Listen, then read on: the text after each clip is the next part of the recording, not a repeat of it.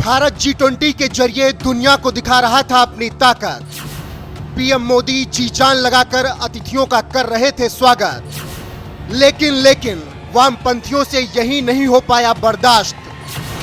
भारत को बदनाम करने लगी वामपंथी दिव्या और कविता। दिव्या कविता ने सनातन को खत्म करने की कही बात, फिर जो हुआ उसे देखकर दुनिया हो गई हैरान परेशान। जानिए कौन है दिव्या द्विवेदी और कविता कृष्ण, जिन्होंने सनातन के खिलाफ उगला जहर।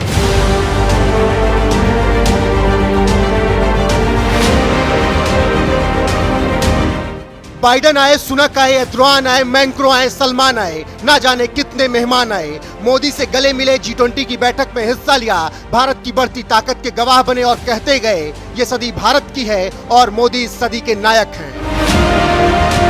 दिल्ली के प्रगति मैदान पर भारत मंडपम इस बात का साक्षी बना कि अब दुनिया को भारत चलाएगा।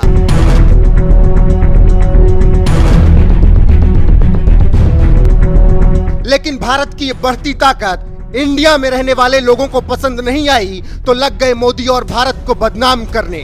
अब बदनाम करने के लिए इस वक्त सबसे बेहतरीन मुद्दा है सनातन का, तो एक बार फिर से सनातन के खिलाफ जहर उगलना शुरू कर दिया गया, वो भी G20 के दौरान ही विदेशी मीडिया के सामने।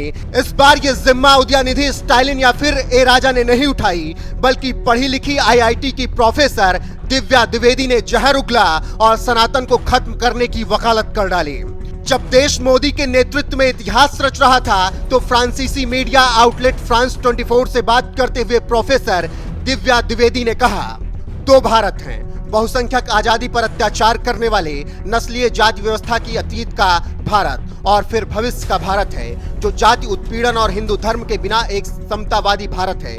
ये वही भारत है जिसका अभी तक प्रतिनिधित्व सामने नहीं आया, लेकिन वो इंतजार कर रहा है, दुनिया को अपना चेहरा दिखाने के लिए तरस रहा है।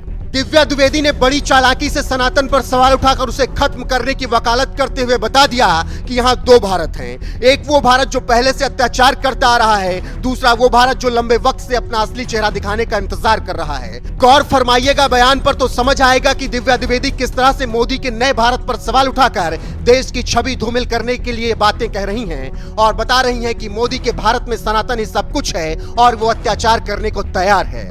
लेकिन दिव्या द्विवेदी जैसे वामपंथियों के इन बातों को देश और विदेश दोनों जगह के लोग अच्छे से समझते हैं, इसीलिए उनकी साजिशों पर जवाब देना जरूरी समझते हैं। और यही किया फ्रांस 24 के पत्रकार ने, जिन्होंने बताई एक रिक्शा चालक की कहानी, और दिव्या का दिमाग इसके बाद हिल गया। दरअसल फ्रांस 24 के पत्रकार ने भारतीय रिक्शा चालक की कहानी बताते हुए कहा कि पीएम मोदी की डिजिटल इंडिया पहल ने न केवल अपने ग्राहकों बल्कि पूरी दुनिया से जुड़ने और अपने व्यवसाय बढ़ाने में मदद। ये बातें फ्रांस 24 के पत्रकार से भारत के एक रिक्शा चालक ने कही, और यही बात उन्होंने दिव्या से कही, और ये सुनकर दिव्या आनाकानी करने लगी। दरअसल फ्रांसीसी पत्रकार के इस जवाब को सुनकर दिव्या ने ऐसे नजरअंदाज किया जैसे उन्हें देश की तरक्की सुनने की आदत ही ना हो। मोदी के प्रति गहरी घृणा से भरी प्रोफेसर ने फ्रांसीसी पत्रकार की बात को खारिज कर दिया और ऐसी कहानियों को मीडिया द्वारा गढ़ी गई कहानी कहकर पूरी तरीके से किनारा कर लिया।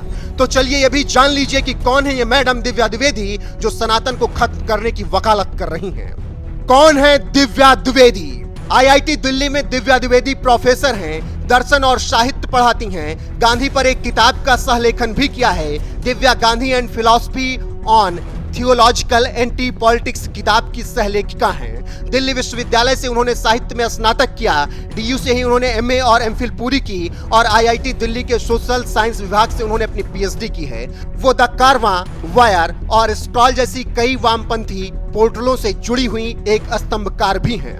इतना सब कुछ पढ़ने के बाद दिव्या द्विवेदी अच्छे पद पर तो पहुंच गई, लेकिन हिंदुओं और हिंदू धर्म के प्रति उनकी गहरी नफरत पिछले कई मौकों पर दिखती रही। वो हिंदू धर्म के बिना भारत के भविष्य को देखती हैं, और वैश्विक मंच पर जिस तरह से उनका ये चेहरा दुनिया को दिखा है, वो उनके मंसूबों को साफ दर्शाता है। लेकिन बात यहीं पर खत्म नहीं हो जाती, क्योंकि केवल एक दिव्या द्विवेदी ही नहीं जो सनातन के खिलाफ हैं, बल्कि एक नाम और है जो G20 के दौरान भारत को बदनाम करने में लगा हुआ है। वो है वामपंथी कविता कृष्णन, जिन्होंने दिव्या द्विवेदी से भी एक कदम आगे बढ़कर भारत पर अमेरिका द्वारा प्रतिबंध लगाने की वकालत कर दी है। फिलहाल ये कोई नई बात नहीं है। लेफ्ट लिबरल गिरोह और उससे जुड़े राजनेता, प्रोफेसर जो वैश्विक मंचों पर भारत को अपमानित करने का कोई मौका नहीं छोड़ते, इसी में शामिल हैं दिव्या द्विवेदी और कविता कृष्ण जैसी सनातन विरोधी जो भारत के खिलाफ जहर उगलती रहती हैं, लेकिन उनको यह नजर नहीं आता कि आज पूरा विश्व भारत का लोहा मान रहा है। यहां तक कि G20 से पहले भी विश्व बैंक भी मोदी सरकार के डिजिटल भारत से गदगद है। बस यही वजह है कि वामपंथी मोदी सरकार के प्रति अपनी घृणा को दबा नहीं पा रही और चीख चीख कर विरोध पर उतारू हैं।